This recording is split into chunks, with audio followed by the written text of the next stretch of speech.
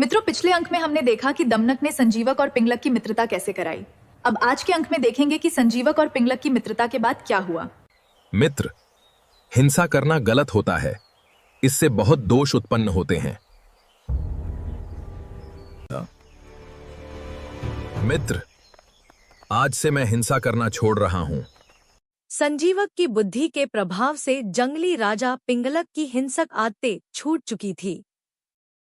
वह अब पूरी तरह शांत हो गया था, लेकिन इसका परिणाम यह हुआ कि शिकार न होने के कारण बचे खुचे भोजन पर पलने वाले छोटे जानवर भूख से व्याकुल होने लगे। कर्टक और दमनक इस नई स्थिति से बेहद चिंतित थे। वे सोचने लगे कि जब प्रकृति का नियम ही एक दूसरे का शिकार करना है, जहां शिव का सांप चूहे को, मोर सांप को और सिंह मोर को खाना चाहता है, तो फिर यह अहिंसा का नाटक क्यों?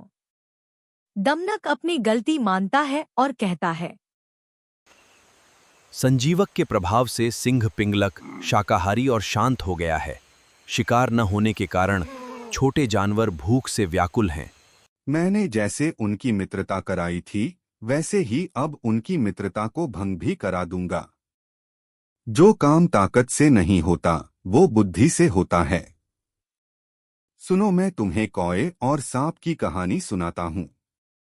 कैसे एक छोटे से कौए ने सोने के हार के सहारे उस भयानक काले सांप का अंत कर दिया था। बहुत समय पहले एक घने जंगल में एक विशाल और प्राचीन बरगद का पेड़ था। उसी पेड़ पर अनेक पक्षी और जीव जंतु अपना बसेरा बनाकर रहते थे। बरगद की एक मजबूत शाखा पर एक कौआ और उसकी पत्नी कव्वी ने अपना सुंदर घोंसला बनाया था। वे सुख और प्रेम से अपना जीवन बिता रहे थे। लेकिन उसी पेड़ के खोखले तने में एक दिन एक भयानक काला सर्प आकर रहने लगा। किसी को नहीं पता था कि यह सर्प आगे चलकर बड़ी मुसीबत बनने वाला है। समय बीता और कव्वी ने अपने घोंसले में अंडे दिए। दोनों माता पिता अपने आने वाले बच्चों के सपने देखने लगे। दुष्ट सर्प की नजर उन अंडों पर पड़ चुकी थी। वह मौका मिलने का इंतजार करने लगा। एक दिन जब कौआ और कव्वी भोजन की तलाश में बाहर गए हुए थे, सर्प घोंसले तक पहुंच गया और सारे अंडे खा गया। जब दोनों वापस लौटे तो घोंसला खाली देखकर उनके पैरों तले जमीन खिसक गई। कव्वी दुहक से रोने लगी। कौए ने उसे धैर्य बंधाते हुए कहा कि अब शत्रु का पता चल चुका है और उसका उपाय भी निकाला जाएगा। कौआ देर तक सोचता रहा। वह जानता था कि केवल दुहक मनाने से समस्या का समाधान नहीं होगा। आखिर उसने पेड़ की सबसे ऊंची शाखा पर नया घोंसला बनाने का निर्णय लिया। उसे विश्वास था कि वहां सर्प नहीं पहुंच पाएगा। कुछ समय बाद कव्वी ने फिर अंडे दिए। दोनों को लगा कि इस बार उनके बच्चे सुरक्षित रहेंगे। दिन बीतते गए और अंडों से 3 प्यारे प्यारे बच्चे बाहर आए। पूरे परिवार में खुशी की लहर दौड़ गई। लेकिन दुष्ट सर्प हार मानने वाला नहीं था। वह छिपकर कौओं की गतिविधियों पर नजर रखता रहा। एक दिन सर्प ने नया घोंसला ढूंढ लिया और धीरे धीरे ऊपर चढ़ने लगा।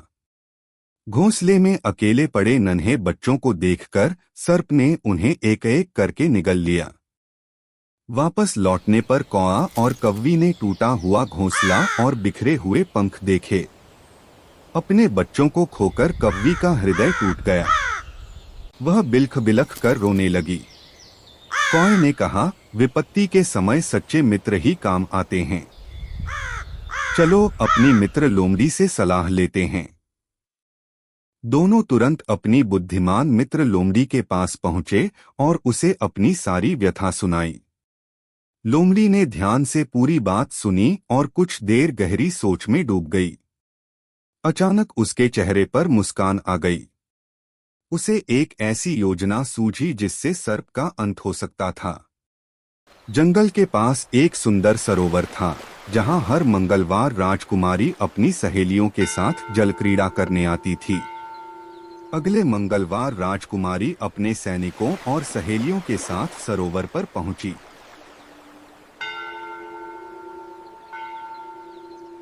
स्नान करने से पहले राजकुमारी ने अपने बहुमूल्य हीरे और मोतियों के हार को किनारे पर रख दिया।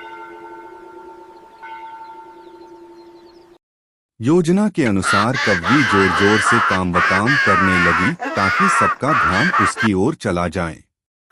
उसी समय कौआ तेजी से नीचे आया और राजकुमारी का हार अपनी चोंच में दबाकर उड़ गया। बरगद के पेड़ के पास पहुंचकर कौए ने हार को इस प्रकार गिराया कि वह सीधे सर्प के बिल में जा गिरा। सैनिकों ने बिल में झांका। वहां हार के साथ काला सर्प दिखाई दिया। जैसे ही सर्प बाहर निकला, सैनिकों ने उसे भालों से मार गिराया। दुष्ट सर्प के मरते ही कौआ और कव्वी का भय समाप्त हो गया। उन्होंने लोमड़ी को धन्यवाद दिया और सुखपूर्वक रहने लगे। इस कथा से हमें शिक्षा मिलती है कि बुद्धि और सूझबूझ से सबसे शक्तिशाली शत्रु को भी पराजित किया जा सकता है। मित्रों, इस अंक में हमने समझा कि शक्ति से नहीं, बुद्धि का प्रयोग करके हर संकट का हल निकाला जा सकता है। अब अगले अंक में हम मूर्ख, साधु और ठग नामक पंचतंत्र की कहानी सुनेंगे।